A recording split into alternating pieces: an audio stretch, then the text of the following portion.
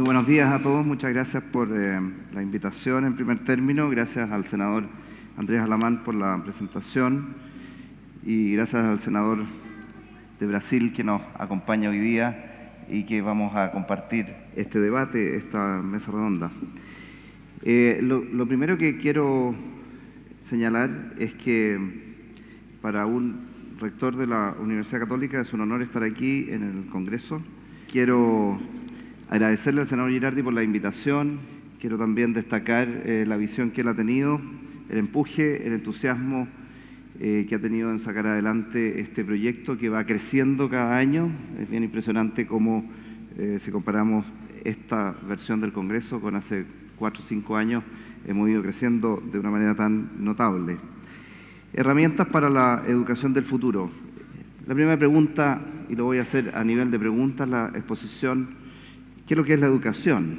Yo creo que eso es una pregunta que tenemos que hacernos cuando estamos trabajando, guiando este proceso con jóvenes, con niños, con adolescentes. Y la educación claramente es un proceso de transformación personal, es un proceso de crecimiento, es un proceso en donde el estudiante realmente sale de sí, sale de su situación particular y alcanza otro estado, otra forma de comprensión del mundo, otra forma de expresión, otra forma de análisis, otra forma de discernimiento. Y yo creo que el concepto de transformación personal es básico cuando uno está dedicando la vida al proceso educativo. Y en ese sentido, esta transformación personal, que si bien es cierto, depende de las características de cada una de las personas, de sus inquietudes, de sus voluntades, de su tesón, de lo que quiera hacer de su vida, también tenemos que entenderlo que se realiza en una comunidad. El proceso de transformación personal no es aislado de lo que pasa en una comunidad. Y por eso es que las comunidades educativas son tan importantes de fortalecer y de estimular. Y por eso es que la participación de una comunidad es tan importante, porque junto con el impacto en la comunidad global, esa participación y esa interacción va a tener un impacto muy significativo en cada una de las personas que está en este proceso de desarrollo personal. Cuando uno lo entiende así, posteriormente definiciones que tiene que tomar en cuanto a recursos, tecnologías, innovaciones, cambios, se orientan bajo un común denominador. Segundo elemento, pregunta, ¿cuáles son las características de la educación superior? Y las características de la educación superior creo que hay que entenderlas haciéndose algunas preguntas. Por ejemplo, ¿cuál es el sentido? ¿Cuál es la misión? Como su nombre lo dice, llegamos a una etapa de transformación personal, a una etapa de la educación que se basa en las etapas previas, en la etapa primaria, secundaria. Llegamos a un nivel superior de transformación, de aporte, en donde hay 2 columnas que son muy necesarias desde el punto de vista de las instituciones. Una de ellas es el aprendizaje y la formación integral del estudiante. Formación disciplinar en la propia disciplina que cada uno de los estudiantes ha elegido seguir, pero tan importante como la formación disciplinar es la formación en valores, la formación en actitudes, la formación hacia un sentido de bien común, hacia un sentido de vida democrática, hacia un sentido del respeto, es decir, formar un ciudadano que va a aportar a la globalidad de nuestro país.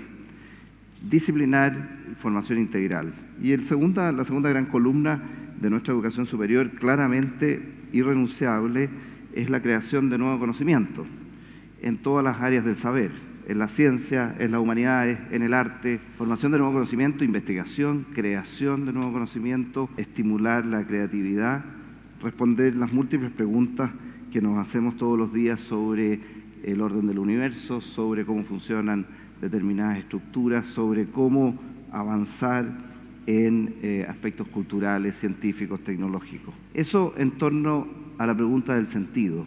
La segunda pregunta en educación superior es ¿cuál es la definición de lo público y cuál es el aporte de lo público? Y aquí quiero plantear una definición de lo público que puede ser diferente a otras definiciones de lo público. Y la quiero plantear no desde el ámbito de la propiedad, sino que desde el ámbito de lo que se quiere entregar y a quién se quiere servir. Entonces es distinto pensarlo desde el ámbito de la propiedad, en donde obviamente que lo público en la propiedad tiene que ver con lo estatal, y cuando eso se plantea en el ámbito de quién yo sirvo, con quién me comprometo, lo público se transforma en lo comunitario, en el bien público, en las personas que están para recibir ese aporte. Y a mí me parece, y dirigiendo una universidad de casi 130 años, que ha estado permanentemente en el rol público, que esa definición de lo público es muy importante para poder ordenar el sistema y para poder pensar, lo que decía el senador Alamán, en comprometerse a hacerse cargo, en recibir un encargo desde los fondos públicos, en dar un balance o una respuesta de lo que se hace con esos fondos públicos. Tercer elemento es la calidad, uno de los aspectos principales a discutir, y a mí me parece que sí, y el tema es cómo definimos la calidad y cuáles son los indicadores y cuál es la métrica que nosotros tenemos. Y al tener una definición de calidad, entonces se nos van a abrir muchas preguntas, y entonces hacia dónde tenemos que avanzar para mejorar la calidad de esta educación en el futuro que ya vamos a analizar. Y en estos indicadores, entonces, algunos de ellos son indicadores de innovación, cómo hacer las cosas mejor, cómo cambiar para mejorar, algunos indicadores de metodología, algunos indicadores de infraestructura, algunos indicadores de capacidad docente, de formación de estos docentes. Entonces el tema de la calidad me parece importante. El siguiente tema que me parece muy importante y que no es muy conversado en múltiples foros, tiene que ver con el gran tema del ejemplo. A mí me parece que, particularmente en el aspecto educativo, se aprende mucho más con el ejemplo que con la palabra. Y lo quiero ejemplificar con las tutorías en, por ejemplo, la enseñanza de los aspectos de la salud, o en las tutorías en la enseñanza de los futuros pedagogos. ¿Cuánto aprende un estudiante de lo que se le dice que tienen que ser las cosas versus de cómo se hacen las cosas? ¿Cuánto aprende un estudiante de cómo se le dice cómo tiene que operarse un enfermo versus lo que aprende cuando el cirujano lo está operando?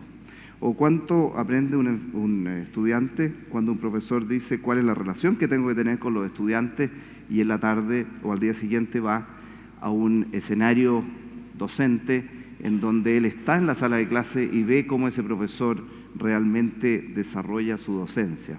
Entonces me parece que en educación el ejemplo, el testimonio, tiene que ser un elemento central en el proceso educativo. No hay tecnología que modifique eso, porque tiene que ver con la coherencia entre la palabra y la acción.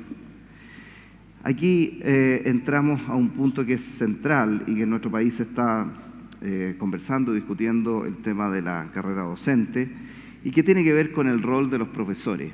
Y en toda charla que uno discuta, o en todo foro en que se discuta temas sobre educación, el rol de los profesores es central. Y aquí entonces el rol de los profesores en el manejo de las nuevas tecnologías. Cuando uno dice cómo quiero enseñarle mejor a los estudiantes a través de nuevas tecnologías, quizás lo primero que hay que preguntarse es cómo los profesores pueden entender mejor estas nuevas tecnologías, cómo los profesores se adaptan a estas nuevas tecnologías y la conocen bien, para poder entregársela a los estudiantes. Muchas veces es más difícil la enseñanza al adulto que tiene que utilizar esta tecnología que la enseñanza propiamente tal a los estudiantes. Por lo tanto, el rol de profesor aquí es marcador, es señero, es de extrema importancia y tiene que ver con un resultado final, que es que el profesor tiene que finalmente sacar lo mejor de cada estudiante, y ahí se define la calidad de ese profesor, en que ese profesor estimula, entiende, comprende a cada uno de sus estudiantes, le ve las potencialidades, muchas veces va a lograr muchísimo más del que a lo mejor parte de una condición de conocimiento menor, y por lo tanto el efecto docente de ese profesor se ve en este ámbito de rendimiento individual. Siguiente aspecto, el efecto par y la interacción entre los estudiantes. Creo que esto es clave. No hay nuevas tecnologías, no hay nuevas herramientas para la educación del futuro si no se considera lo que decía al principio, La educación no es un proceso que uno lo desarrolle en forma aislada. Y entonces el hecho de tener interacción en un curso es fundamental. Y el hecho de poder actuar con distintos estudiantes que me aportan desde sus distintas capacidades y competencias es extremadamente importante. De ahí, por ejemplo, que para todas las universidades es un desafío el estímulo a atraer a los estudiantes a las clases lectivas. Generalmente son todas libres. Y entonces uno dice, bueno, ¿por qué los estudiantes vienen o no vienen? Cuando la materia, están los libros, está en internet, están las presentaciones en la web. Y los estudiantes debieran de venir básicamente para poder interactuar con los pares, para poder hacer las preguntas que generaron al entrar a esa web y al leer esos contenidos que están disponibles para todos. Entonces este concepto de interacción creo que es fundamental, en que el proceso educativo es algo activo, es algo de mucho desarrollo, no es algo estático. Siguiente punto son las herramientas para la educación. En primer término, creo que hay que ponerse en una actitud de aprendizaje, en una actitud de cambio. Y por eso la disposición y la amplitud para innovar es algo que tenemos que constantemente, los que trabajamos en educación, cultivarla. Nosotros al trabajar en educación no podemos ser rígidos, no podemos pensar que ya lo que se conoce es, llegamos al estado máximo de calidad y de conocimiento. Tenemos que todos los días estar disponibles para hacer cambios y estar disponibles para evaluar estos cambios y estar disponibles para hacerle el seguimiento a ese cambio introducido. Y eso es lo maravilloso, me parece a mí, de trabajar con jóvenes, en donde siempre está la idea creativa, la pregunta innovadora, el estímulo para hacerse la pregunta ¿por qué estamos haciendo lo que estamos haciendo? Esa flexibilidad de saber leer los cambios me parece que es algo que se tiene que cultivar y entrenar para que podamos llevarlo a cabo. El segundo aspecto en las herramientas tiene que ver con el valor de la interdisciplina. La interdisciplina siempre nos va a hacer crecer. La mirada que tiene un diseñador, que tiene un físico, que tiene un biólogo, que tiene un ingeniero, que tiene un educador o que tiene un filósofo de una problemática es completamente complementaria. Miran el mismo problema desde distintos ángulos y por lo tanto el enfoque, el carisma para poder evaluar una situación creo que es de extraordinaria importancia. Y por eso es que creo que las universidades que tienen múltiples facultades y que tienen campus con estudiantes de distintas facultades son tan enriquecedoras, porque repito que las características personales, los enfoques, las inquietudes de las distintas disciplinas son tan diferentes que nuestros estudiantes, nuestros profesores y la comunidad universitaria crece con este valor de la interdisciplina. Otro valor importante, la internacionalización. Y la internacionalización tiene que ver con la realidad de un mundo global. Hoy día no podemos entender universidades que estén a espaldas de lo que está ocurriendo en el mundo. Y entonces existe lo que se llama la evidencia comparada. Y cuando yo quiero conocer el desarrollo de una determinada facultad o instituto, debiera de compararla con 4, 5, 6 facultades o institutos de distintas partes del mundo en donde yo quiero ver si la calidad de este profesor, cómo se compara con la calidad de los otros profesores, cuáles son las líneas de investigación, cómo está el currículum de pregrado, de posgrado siendo implementado. Por lo tanto, la mirada internacional creo que es clave y la mirada internacional tiene que profundizarse y tenemos que formar muy buenas alianzas en profundidad. No se trata de formar alianzas en forma indiscriminada, sino que se trata de fortalecer muy buenas universidades de distintas partes del mundo para poder crecer y mejorar. El siguiente punto que quiero destacar aquí como herramientas para la educación es el gran tema de la innovación.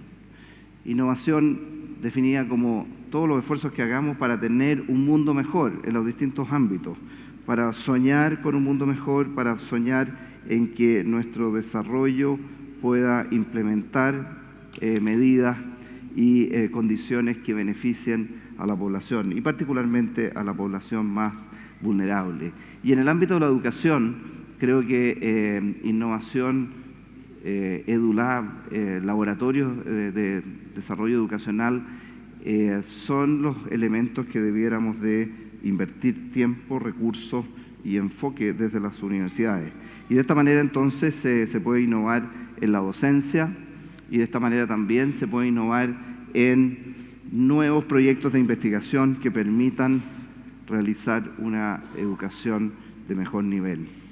En ese sentido, creo que lo que combina la tecnología con el fortalecimiento de la interacción entre pares es la forma de trabajar.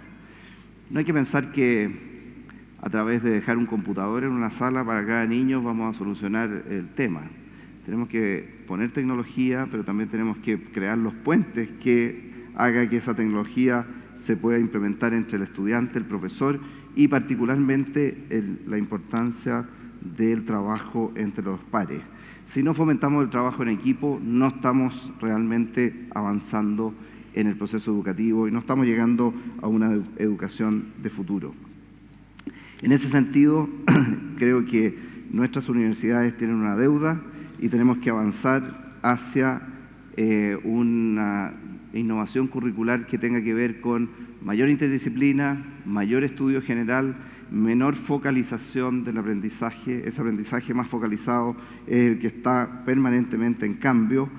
Se han hecho estudios que demuestran que muchas de las profesiones que en ciencia y tecnología pueden tener cambios sustantivos en su currículum, en sus conocimientos, en 5 o 10 años. Por lo tanto, lo que tenemos que hacer es enseñarle a esos estudiantes a pensar, a razonar, a buscar información, más que enseñarle contenidos específicos, que muchas veces gran parte de ellos van a cambiar en el corto plazo. Otro elemento fundamental en la educación superior tiene que ver con la evaluación de lo que hacemos. Ojo con hacer procesos de evaluación después de 3 o 4 años de implementación de cambios.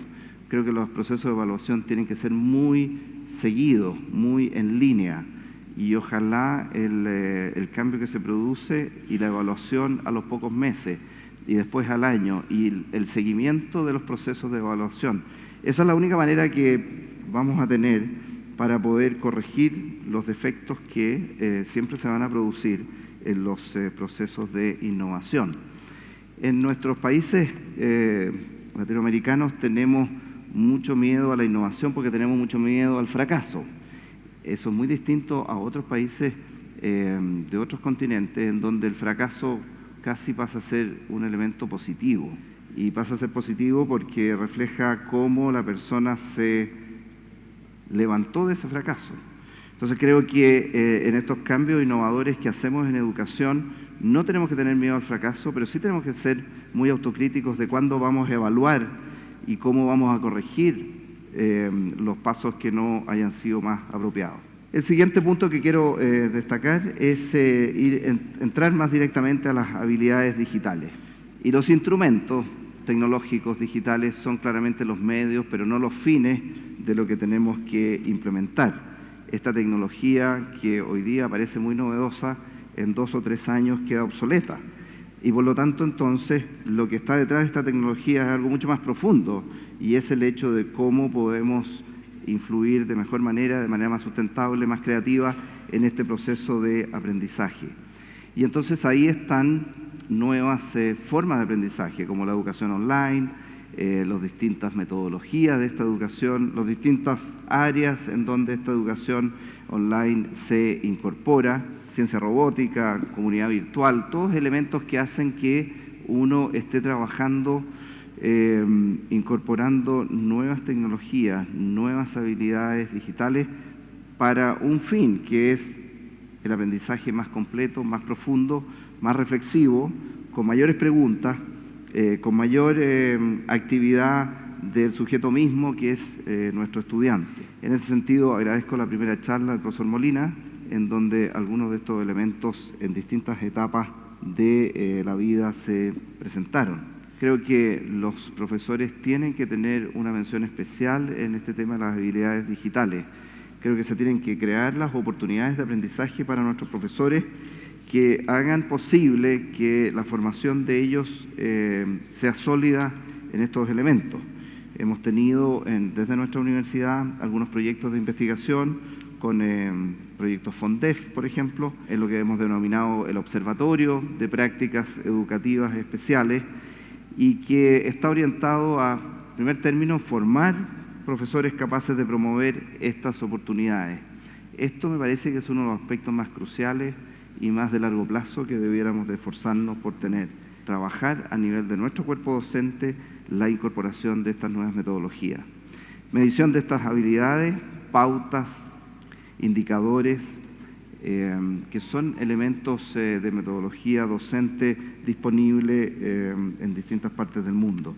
Comprender la utilización de esta información, cuáles son los productos, cuáles son los insumos, cuáles son las fuentes, cómo se comunican estos resultados. Existe una amplia literatura e información sobre la evaluación de estos resultados. Tenemos que tener un juicio crítico y también un juicio ético del aprendizaje que se logra. Y también tenemos que tener algo que se denomina el autocuidado del aprendizaje. Cuán sano es este aprendizaje, cuán sano desde el punto de vista global del estudiante. ¿Cuáles son las influencias que tiene esta enseñanza más digital en la pérdida o en el potenciamiento de las relaciones interpersonales? A través de este observatorio creo que se puede contestar estas preguntas, y hago la invitación a las distintas universidades que están en nuestro país para que se incorporen a este Observatorio de Prácticas Educativas Especiales que desde nuestra Facultad de Educación se está trabajando. En ese sentido, la investigación, el seguimiento y el apoyo de las distintas agencias gubernamentales, quisiera agradecerlo muy especialmente. Para ir finalizando, los formatos y los distintos tipos de enseñanza. Uno, desde el punto de vista de la educación superior, tiene que hacerse la pregunta, estas nuevas técnicas, estas nuevas habilidades digitales, ¿están más orientadas al pregrado, están más orientadas al posgrado, a la educación continua? ¿Cómo se implementa? Y yo creo que es transversalmente su implementación y su utilización. Creo que nuestros estudiantes de pregrado hoy día llegan con una mente muy amplia, muy abierta, muy disponible para distintos tipos de metodologías, pero rápidamente, después de 1 o 2 años, si no los hemos incorporado, van teniendo una actitud más pasiva en el proceso de aprendizaje. Por lo tanto, aquí hay un desafío de testear, de implementar y evaluar nuevas metodologías en el pregrado y hacer seguimiento del efecto que ello implica. Estas nuevas metodologías muchas veces no tienen por qué ser blanco-negro, puede ser perfectamente mezcla, lo que se llama blended, semipresencial, con actividades prácticas, pero con mucha responsabilidad de la educación para cada uno de los estudiantes. Menciono muy brevemente los programas de educación masiva a distancia, o los llamados MOOCs, que tienen que ver con el acceso a información de miles de personas, pero también tienen que ver con cómo se evalúa, cómo se hace el seguimiento, cómo se le hace el acompañamiento para que no solamente un 3, un 5% de los estudiantes que inician el programa lo finalicen, sino que tiene que haber también una atracción para que las personas que toman este programa sigan hasta el final, hasta los procesos evaluativos de cada uno de ellos. En cada uno de estos temas de tecnología, de educación a distancia, de educación a través de distintas herramientas tecnológicas, quiero volver a insistir en la relación personal, en el contacto personal, en la capacidad de hacer la pregunta, muchas veces en la capacidad física de estar en una misma sala y que esa pregunta no sea solamente un texto escrito, sino que haya expresión, haya énfasis incluso de la voz, de los movimientos corporales. La educación tiene mucho que ver con otros elementos que no son solamente lectivos, sino que son elementos que influye la emoción, las relaciones, los impactos que me produce una persona u otra. Y eso uno lo ve perfectamente cuando determinados profesores pueden entregar la misma materia, pueden tener las mismas pautas de entregar esa materia, pero los efectos son muy distintos porque el clima que se produce y el clima que entregan es muy diferente. En el proceso educativo creo que uno de los elementos claves es volver al sentido que tiene la educación como un proceso de transformación personal. Quiero también decir que en ese proceso el docente, el educador, el profesor es absolutamente esencial y preocuparse de su formación, de su progresión, de su desarrollo es crucial, y que por último no va a haber ninguna tecnología digital o ningún desarrollo tecnológico que deje de lado por completo el contacto personal, la preocupación del docente, la relación entre los pares. Por lo tanto, lo que creo que hay que hacer es saber integrar tecnología con desarrollo personal, tecnología con encuentro y preocupación personal, tecnología con acompañamiento en la relación docente. Muchas gracias a todos por la participación.